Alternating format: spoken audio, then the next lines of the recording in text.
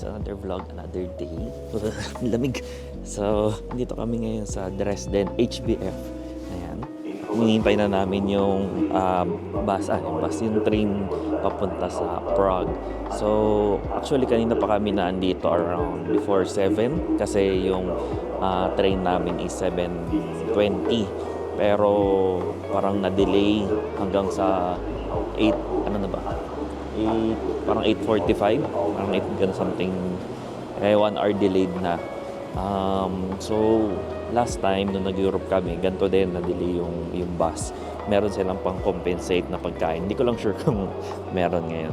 So for today, bus kami papunta, train kami papunta sa Prague.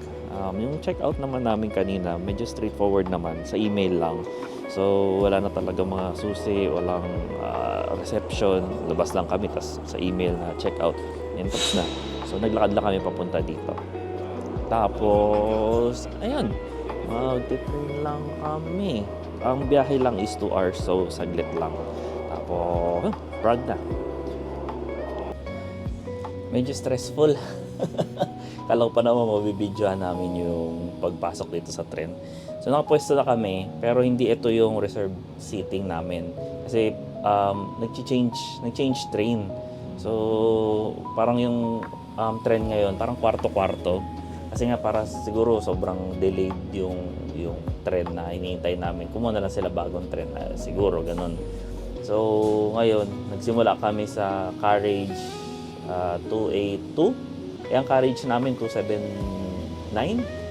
So tatlo yung carriage na inano namin na parang dinaanan. Medyo masikip. Ayan. So parang eskinita lang. Ayan. Lalaki ng maleta namin. Dito na yung maleta namin. Wala pa siyang like yung ibang tren na nasakyan namin na may dedicated na doon yung mga malalaki. Ito, kailangan mo buhatin doon sa taas. Ayan.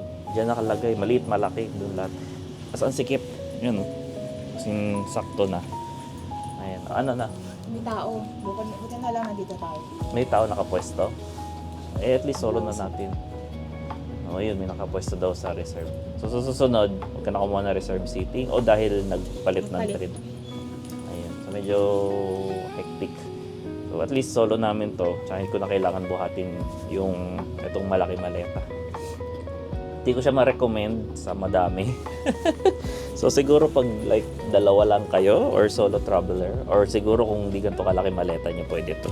Pero wala para tipid. Ang ginastos ni Abby dito is 40 euros. Dalawa na kami dun. Tapos may reserve seating yun na 11 euros ata. Kaso din na namin nagamit. So siguro mas okay yung hindi reserve seating. Tapos kung na lang bakante, unahan nyo na lang. Kaso yun nga lang, may ibang mga carriage na puno. Parang 6 na tao kasi dito 6 sila. Hindi ko lang baka pamilya. Meron namang carriage, may mga nakahiga na. 2 lang sila nakahiga. Inoccupy na nila lahat. Kaya, ayun. Medyo stressful. Tsaka mainit. Walang way para palamigin yung room. So, ayun, 2 hours. Okay na rin siguro to kasi kasabi namin yung maleta, safe. 2 hours.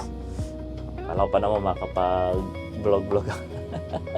Ayun, sige. Pag that next part na to is nasa Prague na kami, Czech Republic.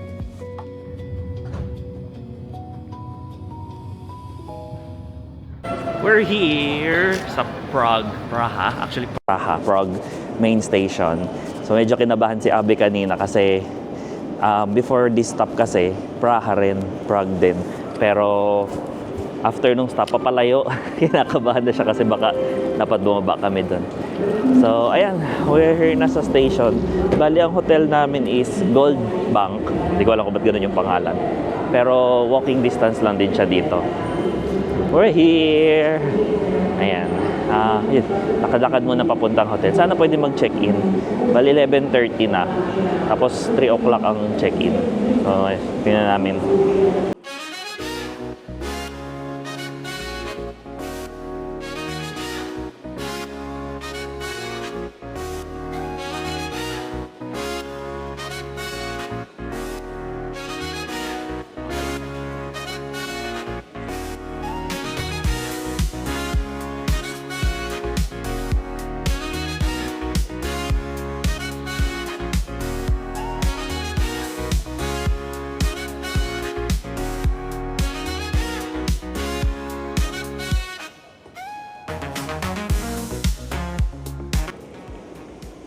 May Lego. Teka lang, tingnan namin yung Lego. Miniature version Lego. Dito sa Prague. Yung pinipindot. Oh. Pinindot ko na. Ano nangyari? Ay, gumagalaw yung mga elevator. May ikot. Malamig. Ito so far ang pinakamalamig namin na bansa na punta na. Meron na nga akong scarf, nilalamig pa rin ako. So kulang ng cover yung mukha ko. So from here, parang 1 block lang, 1 or 2 blocks. Papunta na kami doon sa aming hotel. Sana talaga pwede na mag-check-in.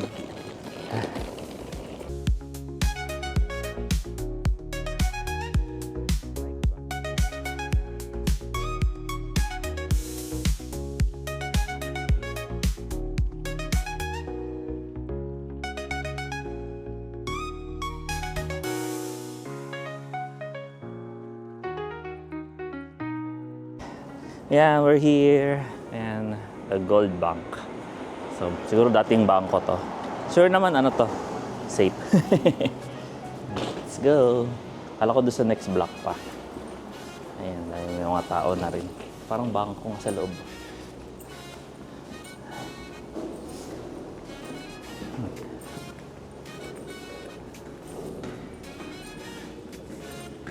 The Gold Rooms.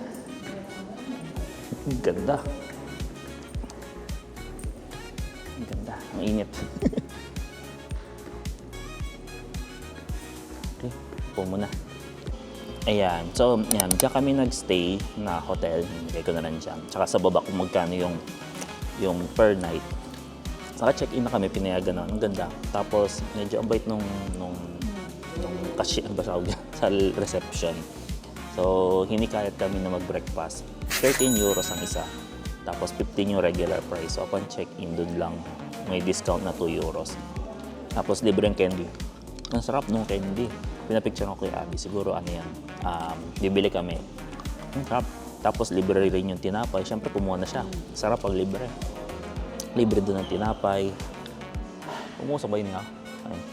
So, ayun. Naka-check-in naman kami agad. Ang oras na is 11 o'clock. Tapos, ayun, room tour muna. Kuha ka ng tinapay, baong ka. Libre. Kaya kenda. Rocket. Sarap ng kenda. Sige. Kasi libre wifi. Bukas namin tatry yung breakfast. Talaga nire-recommend niya. Ano pa lang siya, OJT. So, sabi niya 1 week pa lang siya dito. Kaya, so ito yung room namin for today. 402. So, top card. Tignan, naka-itsura. Oh, modern. So, ito siguro CR muna. Ay, yung card. CR. Usual. Laki na salamin. Tapos, toilet. Ayan, medyo malaki ang malaki ang shower. Kasi usually maliit. Ay, basag. Dito kami siguro mag-change na. Tapos, ito na yung bed. Ano to? 2 single na pinagdikit. Tapos, ang lalaki ng salamin. Ganda ng decor sa taas. May aircon. Tapos yan. Usual. May ref. Ang init. May mga libreng kape. At ang laking TV. Ito pinakamalaking TV. Ano yung view? Hindi ko napakita view nung isa eh. Walang view. Lang. Oh, di ka pumasok. Kasi mag-room tour ako. Ikaw. Mag-room tour ka rin ba? Tapos ito, may safe, may tissue. Dito, ano to? Ay, yung sa kuryente. Ayan, mga closet na lang dito. Mga vacant closet. So, that's it. So, yun na yung room namin. Mag-room tour din si Abby para sa kanyang Facebook. So, yun. Magpapahinga muna kami. Medyo maaga-aga pa. Then lalabas, maghahanap ng lunch. So yun na, ang aming prog room, the Gold Bank. Yeah, so lumabas kami. Diretso dito. Ay, sige, lumabas kami. Nagpahinga lang si Abby. Sa mga 1 oras, 2 oras. Tapos kumain sa Burger King. Tapos, ayan, naglakad lang kami dito. Papunta sa parang luxury street. Lalagay ko lang sa baba. Yan yung square na kung saan kami ngayon. So, maglalakad lang kami. Kasi, pagdating mga alas 4, 4:30, nagdidilim na. Ayun, baka hindi na rin masyado makita. Pero nung sinearch ko, sabi nila maganda daw ang gabi dito. Romantic.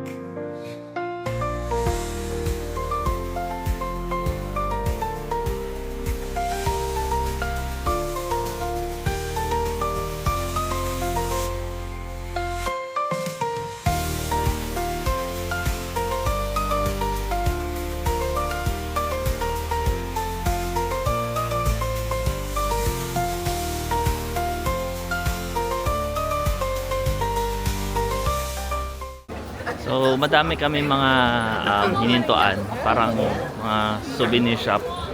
Ano meron dyan? Candy Miner. Puro candy. Mas mura siya compared sa ibang bansa. Tapos, may nakita kaming bilihan na nadaanan lang namin. Hindi siya dito sa main road. Kumbaga hindi dito sa tourist spot. Mas mura siya. So, gusto ko bumili nung clock. Mamaya papakita ko. Papunta kami dun sa tower. Parang clock tower. Dun sikat yung Prague. Ayun, tapos naghanap din kami ng on shoes. Sad, mas mahal dito. So last 2 countries na lang yung pupuntahan namin, hoping na makahanap ng mura noon. Ikot-ikot ulit muna. Ayan, nandito kami sa baba, lalagay ko na lang. Bale, ito yung parang sa atin night market, parang ganun. So dito mura yung mga souvenir, mga dito na-compare na namin yung mga magnet dito. Medyo mas mura ng konti kaysa doon sa mga shop.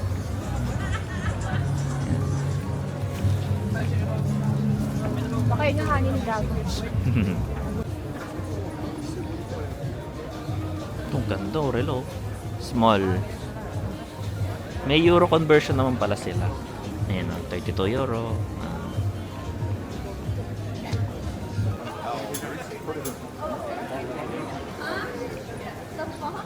Cash lang kasi dito no? Meron naman. May visa. Mura daw to. Pero parang mura nga. Parang 150 oh. Lahat na yan 150 pesos ha.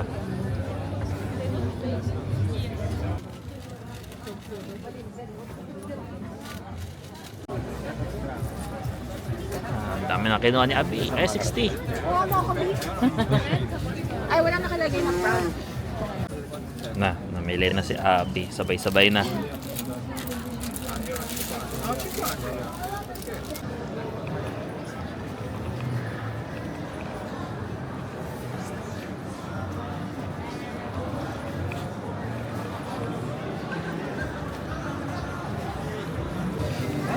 So, puro souvenir shop talaga.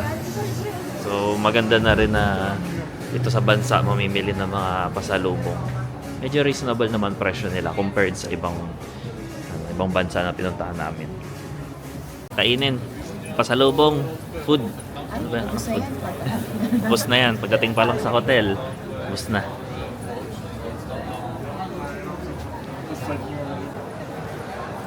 And we're here. Ayan, yung mechanical watch na sikat dito. Pwede tayo pumasok lang bukas.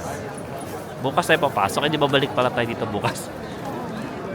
Daming tao. Saturday kasi.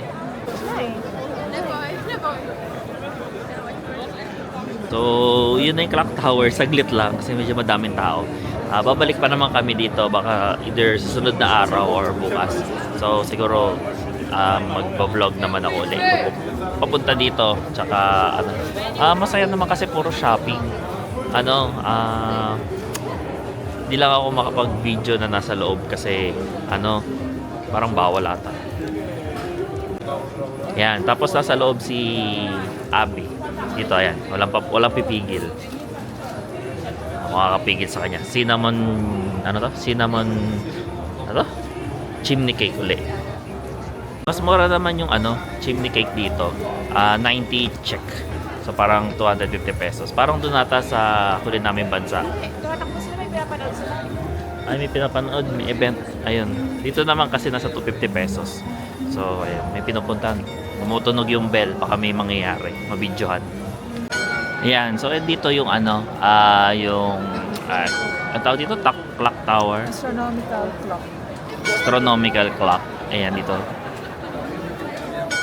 Tumutunog siya. Hindi ko alam kung like may magaganap ba or whatever or oras na para kumain. So, ginugel ni Abe. So, bakit daw tumutunog? Ano ibig sabihin ko ng mangyayari?